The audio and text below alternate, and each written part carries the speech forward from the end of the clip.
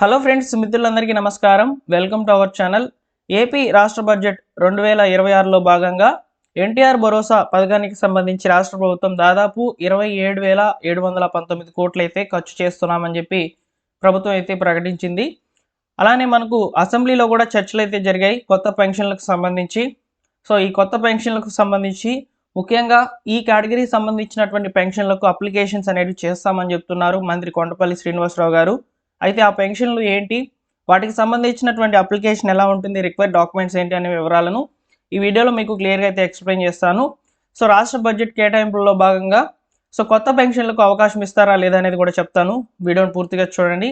అలానే ఫ్రెండ్స్, ఈ ఇన్ఫర్మేషన్ కనుక నచ్చినట్లయితే లైక్ చేసి మీ మిత్రులకు అందరికీ కూడా షేర్ చేయండి. చాలామంది కూడా కొత్త పెన్షన్లు ఎప్పుడు విడుదలవుతాయా అని చెప్పి అడుగుతున్నారనమాట. ఈ వీడియోలో మీకు క్లారిటీ అయితే ఇస్తాను. తప్పకుండా ఎండ్ వరకు చూసి లైక్ చేసే ప్రయత్నం అయితే చేయండి. ఇక టాపిక్లోకి అయితే వెళ్ళిపోదాము.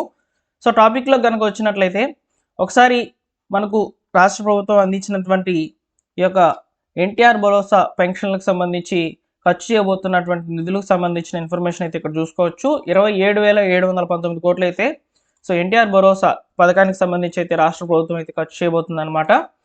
అయితే ఫ్రెండ్స్, ముఖ్యంగా కొత్త పెన్షన్లకు సంబంధించి ఈ యొక్క అసెంబ్లీలో కూడా చర్చలు అయితే జరిగాయండి. అసెంబ్లీలో వైసీపీ నేతలు అడిగినటువంటి ప్రశ్నలకు సంబంధించి మంత్రి కొండపల్లి శ్రీనివాసరావు గారు అయితే సమాధానం అయితే అందించారు. కొత్త పెన్షన్లకు మేము అవకాశం అయితే ఇస్తాము. మేము వితంతువులకు సంబంధించి మరియు వికలాంగులకు సంబంధించినటువంటి మరియు వృద్ధాప్య పెన్షన్లకు సంబంధించి వాటికి సంబంధించిన ప్రొసీడింగ్స్ అనేటివి రెడీ చేస్తున్నాము. త్వరలోనే అప్లికేషన్స్ అనేటివి తీసుకుంటామని చెప్పి చెప్పిందనమాట గవర్నమెంట్. అయితే అప్లికేషన్ ఎలా ఉంటుంది ఏంటి అనేది చెప్తాను. దానికి రిక్వైర్డ్ డాక్యుమెంట్స్ ఏంటి అనేది ముందుగా అయితే చెప్తానండి. ఒకసారి అప్లికేషన్ ఫామ్ అయితే చూసుకోవచ్చు అనమాట. మ్యాక్సిమం ఎన్టీఆర్ భరోసా పెన్షన్ స్కీమ్కి సంబంధించి అప్లికేషన్ ఫామ్ అయితే ఇలానే ఉంటుంది. ఇది ఓల్డ్ అప్లికేషన్. ఖచ్చితంగా అయితే ఇలాంటి అప్లికేషనే రిలీజ్ అవుతుందన్నమాట. అయితే ఈ రిక్వైర్డ్ ఫీల్డ్స్ ఏ విధంగా ఉంటాయి, అప్లికేషన్లో ఎలా ఫిల్ చేయాలి ఏంటి అనేది ఒకసారి మనం తెలుసుకుందాం. అయితే ఫ్రెండ్స్, ఈ అప్లికేషన్ అనేది మనకి ఇంకా కూడా సచివాలయం నుంచి అయితే జరగడం లేదు. త్వరలో జరగబోతున్నాయని చెప్పి చెప్తున్నాను మీకు, అది మాత్రం గుర్తుపెట్టుకోండి. ఇప్పుడు మీరు సచివాలయంకి వెళ్ళి అక్కడ ఉన్నటువంటి స్టాఫ్ని ఇబ్బంది అయితే పెట్టవద్దు. ఈ తేదీనైతే ప్రారంభించబోతున్నారని చెప్తున్నాను కదా. అది ఎప్పుడంటే మనకు ఈ మే నెల నుంచి లేదా ఏప్రిల్ నుంచి అయితే స్టార్ట్ చేస్తారండి. ఎందుకంటే ఇప్పుడు ప్రజెంట్ గవర్నమెంట్ దగ్గర ప్రొసీడింగ్స్ మాత్రమే ఉన్నాయన్నమాట. ఈ పెన్షన్లకు సంబంధించి అప్లికేషన్స్ ఎలా తీసుకోవాలి, తీసుకున్నటువంటి అప్లికేషన్ ఎలా స్క్రూటినీ జరిపి లబ్ధిదారుల లిస్టు ఎలా రిలీజ్ చేయాలి, రిలీజ్ చేసిన తర్వాత అప్లికేషన్ ప్రాసెస్ ఎట్లా స్టార్ట్ చేయాలనే వివరాలు మాత్రమే ఉన్నాయన్నమాట గవర్నమెంట్ దగ్గర. వాటిని ప్రొసీడింగ్స్ రూపంలో, జీవో రూపంలో తీసుకొని వస్తుందన్నమాట గవర్నమెంట్. అప్పుడే మనకు అప్లికేషన్స్ అనేవి స్టార్ట్ అవుతాయి. అప్లికేషన్ కంటే ముందుగానే మీరు వివరాలు తెలుసుకుంటే బాగుంటుందనే ఉద్దేశంతోనే ఈ వీడియో చేస్తున్నాను. ఈ విషయాన్ని కూడా మీరు అర్థం చేసుకుంటారని అనుకుంటున్నాను. ఇక్కడ మనం చూసుకున్నట్లయితే ముందుగా అప్లికేషన్ ఫామ్ అయితే ఈ విధంగా ఉంటుందండి. అప్లికేషన్ ఫామ్లో దరఖాస్తుదారుని యొక్క వివరాలు ఎలా ఫిల్ చేయాలంటే మనకు ఆధార్ నెంబర్ అయితే కంపల్సరీగా అడుగుతారనమాట. అప్లికెంట్ యొక్క ఆధార్ నెంబరు, అదేవిధంగా వారి యొక్క పేరు, అదేవిధంగా వారి యొక్క తండ్రి లేదా భర్త పేరు, లింగము, అదేవిధంగా ఆధార్ కార్డ్ ప్రకారము డేట్ ఆఫ్ బర్త్ అయితే ఇవ్వాలి, వయసు అయితే ఇవ్వాలన్నమాట. నెక్స్ట్ వచ్చేసి కులం ఏంటి, మతం ఏంటి, ఎంతవరకు చదువుకున్నారు, వైవాహిక స్థితి అంటే మ్యారేజ్ చేసుకున్నారా లేదా అనేది అడుగుతుంది అనమాట. తర్వాత మొబైల్ నెంబర్ అయితే అడుగుతుంది. తర్వాత ఈ యొక్క అడ్రస్ డీటెయిల్స్ అన్నీ కూడా ఇవ్వాలన్నమాట.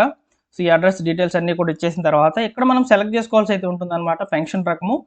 అయితే అసెంబ్లీలో చర్చల్లో భాగంగా వృద్ధాప్యం, వితంతువులు, వికలాంగులకు సంబంధించినటువంటి పెన్షన్లకు ముందుగా అప్లికేషన్స్ అనేవి తీసుకుంటామని చెప్పింది కాబట్టి గవర్నమెంట్ మ్యాక్సిమం ఈ మూడుకి సంబంధించినటువంటి ఆప్షన్సే చూపిస్తారనమాట. వాటిని సెలెక్ట్ చేసుకోవాల్సి అయితే ఉంటుంది. ఇక్కడ వికలాంగుల కేటగిరీకి సంబంధించి కంపల్సరీగా సదరం ఐడి ఉండాలి కాబట్టి సదరం ఐడి అయితే మెన్షన్ చేయాలి. తర్వాత మీ పంచాయతీ పేరు, ఇన్కమ్ సర్టిఫికేటు, క్యాస్ట్ సర్టిఫికేటు, అదేవిధంగా కుటుంబంలో ఎవరైనా పెన్షన్ తీసుకుంటున్నారా లేదనేది ఇక్కడ మనం మెన్షన్ చేయాలన్నమాట. ఇక్కడ ఓన్లీ ఇక్కడ వికలాంగులకు సంబంధించి పెన్షన్కి అప్లై చేస్తున్నట్లయితే ఆ ఇంట్లో వృద్ధాప్య పెన్షన్ ఏదైనా ఒక పెన్షన్ ఉంటే ఇక్కడ వికలాంగుల పెన్షన్ అనేది మీకు వస్తుందన్నమాట రూల్స్ ప్రకారము. అదేవిధంగా మీరు ఆధార్ కార్డులో ఏమైనా మార్పులు చేసుకున్నారని చెప్పి అడుగుతుంది. ఎందుకు చేశారనేది ఇక్కడ మనం రాయాల్సి అయితే ఉంటుందన్నమాట. తర్వాత మన సంతకం అనేది పెట్టేసి వీటితో పాటు జత చేయాల్సినటువంటి డాక్యుమెంట్స్ చూద్దాము. Aadhaar card, caste certificate, ration card, pension రకాన్ని బట్టి సంబంధిత పత్రం. ఎగ్జాంపుల్కి ఇక్కడ వృద్ధాప్య పెన్షన్ సంబంధించి అప్లై చేస్తున్నారనుకోండి, ఇక్కడ మీరు ఖచ్చితంగా ఆధార్ కార్డు అనేది పెడితే ఏజ్ ఏంటి అనేది తెలుస్తుంది అనమాట. నెక్స్ట్ వితంతువుల పెన్షన్కి సంబంధించి మీరు అప్లై చేస్తున్నట్లయితే ఇక్కడ ఖచ్చితంగా భర్త మరణించినటువంటి భర్త మరణ ధృవీకరణ పత్రం కంపల్సరీగా ఉండాలన్నమాట, డెత్ సర్టిఫికేటు. ఒకవేళ వికలాంగుల కేటగిరీ వాళ్ళు అప్లై చేస్తున్నట్లయితే ఖచ్చితంగా ఇక్కడ సదరం సర్టిఫికేట్ అనేది యాడ్ చేయాలి. అది పెన్షన్ బట్టి రకం అనమాట ఇచ్చేటువంటి డాక్యుమెంటు. తర్వాత Aadhaar card update history, income certificate, అదేవిధంగా ఇక్కడ కరెంట్ బిల్లులు జెరాక్స్ అని అడుగుతున్నారనమాట. ఇది మ్యాక్సిమం ఇప్పుడు అంతా కూడా మ్యాపింగ్ అనేది జరిగిపోయింది కాబట్టి సో మన యొక్క పెన్షన్ అప్లికేషన్ వెరిఫికేషన్లో భాగంగా 6 డే వ్యాలిడేషన్లో అయితే ఈ పద్ధతిని అయితే తీసుకొని మీకు పెన్షన్ ఇవ్వాలా లేదనేది చెప్తారు. తర్వాత ఇక్కడ ఫైనల్గా ఇక్కడ ఫోటో అనేది అటాచ్ చేయాలన్నమాట.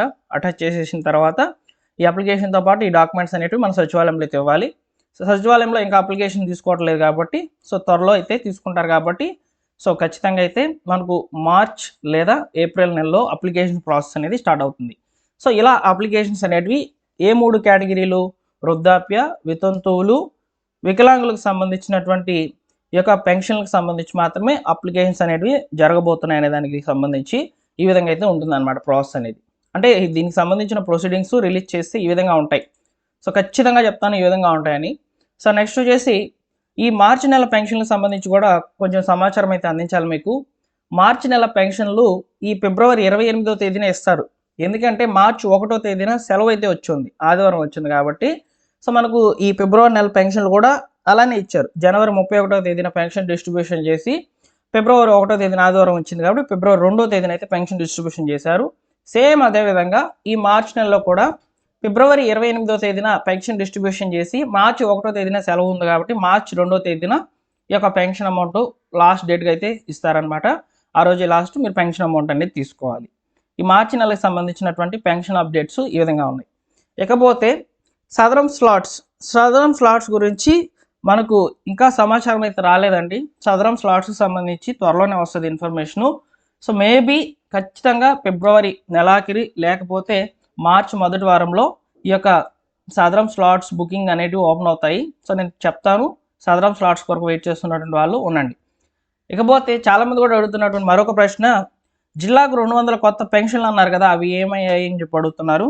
సో ఇప్పుడు మనకు మంత్రి కొండపల్లి శ్రీనివాసరావు గారు చెప్పినట్లుగానే ఈ యొక్క అసెంబ్లీ చర్చల్లో భాగంగా ప్రకటించినటువంటి ప్రొసీడింగ్స్లో భాగంగా ఈ దివ్యాంగులు, వికలాంగుల కేటగిరీకి సంబంధించినటువంటి పెన్షన్లు కూడా సో మేము ఈ యొక్క కార్యాచరణకు సిద్ధం చేస్తామని చెప్తున్నారు కాబట్టి అందులోనే ఈ యొక్క జిల్లాకు సంబంధించినటువంటి 200 కొత్త పెన్షన్లు ఇస్తారు. వీటితో పాటు వితంతువులకు సంబంధించినటువంటి పెన్షన్లు, వృద్ధాప్య కేటగిరీకి సంబంధించిన పెన్షన్లు, అదేవిధంగా డిఎంహెచ్ఓ పెన్షన్స్ కూడా రిలీజ్ చేసే అవకాశాలు అయితే ఉన్నాయి. సో వీటన్నిటి మీద త్వరలోనే అప్డేట్స్ వస్తాయండి. సో అయితే ఇక్కడ నేను వీడియోలో భాగంగా ఈ యొక్క పెన్షన్లకు సంబంధించి ఎంత బడ్జెట్ కేటాయించారు, బడ్జెట్ కేటాయింపుల్లో భాగంగా ఏ కేటగిరీకి సంబంధించినటువంటి పెన్షన్లు ముందుగా అప్లికేషన్స్ అనేవి తీసుకుంటారు, ఒకవేళ అప్లికేషన్ తీసుకుంటే అప్లికేషన్ ఎలా ఉంటుంది, దానికి కావాల్సినటువంటి డాక్యుమెంట్స్ ఏంటి, ఈ వివరాలు ఈ వీడియోలో అయితే అందించానండి. నాకు ఎక్స్ప్లెనేషన్, నేను చెప్పినటువంటి ఇన్ఫర్మేషన్ మీకు అర్థమైతే తప్పకుండా లైక్ చేయండి. త్వరలో మీకు ఖచ్చితంగా గుడ్ న్యూస్తో అయితే వస్తాను. పెన్షన్లకు సంబంధించిన అప్లికేషన్స్ అనేవి స్టార్ట్ అవుతున్నాయి అనే దాంతో. సో వీడియోని లైక్ చేసి మీ మిత్రులకు షేర్ చేయండి. మరొక ఇంపార్టెంట్ అప్డేట్తో మీ ముందుకైతే వస్తాను.